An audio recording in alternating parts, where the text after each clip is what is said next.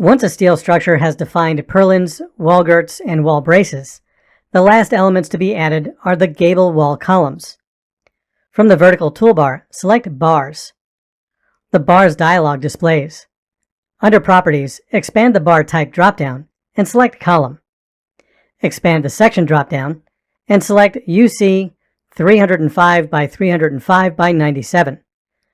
In the drawing area, place vertical columns along the length of the first rafter at 2.5 meters apart. Once you have placed 5 gable wall columns, in the Bars dialog, click Close. Next, these new columns need to be rotated. Using a bounding box, select all gable wall columns, and then apply a gamma angle to them. Next, from the vertical menu, select Gamma Angle. The Gamma Angle dialog displays. Expand the Special Values dropdown and select 90 degrees. Click Apply, and then Close. Now, the columns require pinned support. From the text menu, select Geometry Supports. The Supports dialog displays. Select Pinned, and under the current selection, delete any content in that window. Then, in the Supports dialog, click Apply, and then click Close. The supports appear at the base of the gable wall columns. The next columns will be repeated at the end of the structure. From the toolbar, select Move Copy. The Translation dialog displays.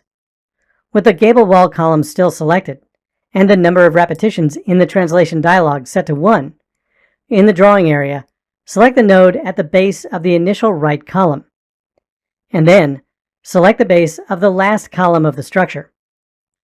The gable wall columns replicate along the back wall of the structure. The structure is complete. To view details of the structure using color coding, first zoom into it. From the text menu, select View Display. The Display dialog appears. From the left menu, select Bars. Under Name, check Sections, Legends by Color. Click Apply and then click OK. The model updates to display color-coded sections, making it easier to see the various components of the structure.